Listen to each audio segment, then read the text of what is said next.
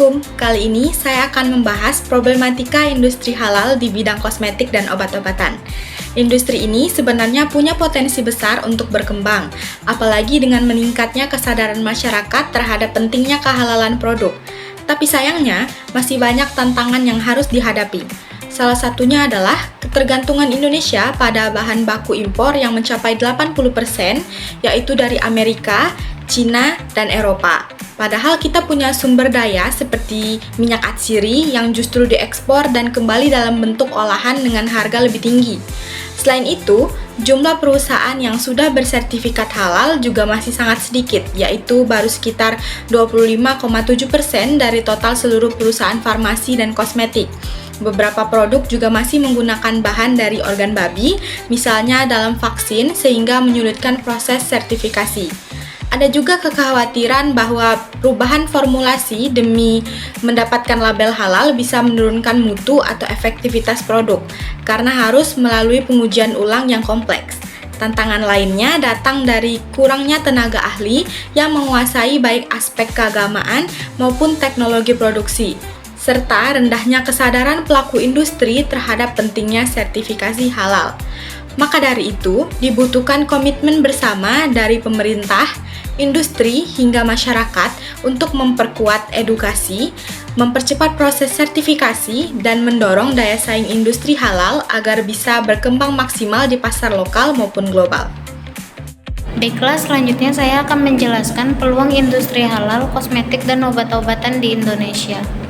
Industri halal, kosmetik dan obat-obatan di Indonesia mengalami pertumbuhan signifikan didorong oleh meningkatnya kesadaran konsumen muslim akan pentingnya produk halal dan dukungan regulasi pemerintah.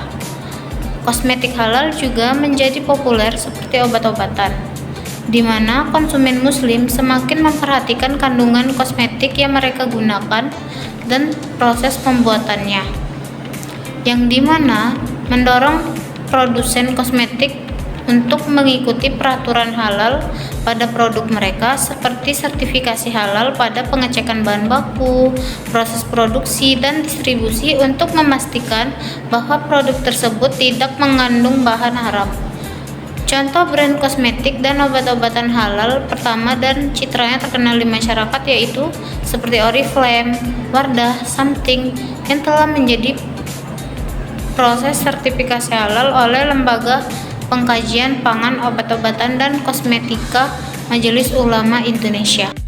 Baiklah, selanjutnya yaitu tentang manfaat sertifikasi halal di Indonesia.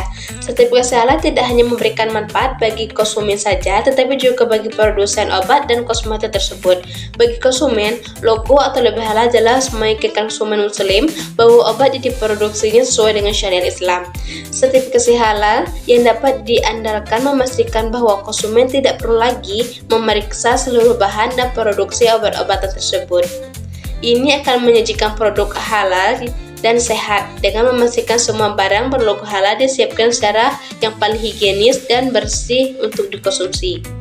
Hal ini juga memungkinkan konsumen dengan mempercayai diri membuat pilihan pada saat membeli.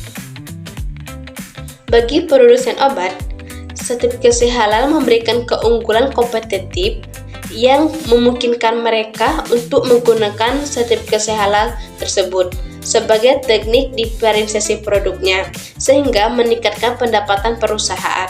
Karena sertifikasi halal dianggap sebagai standar sertifikasi kualitas untuk membedakan produk.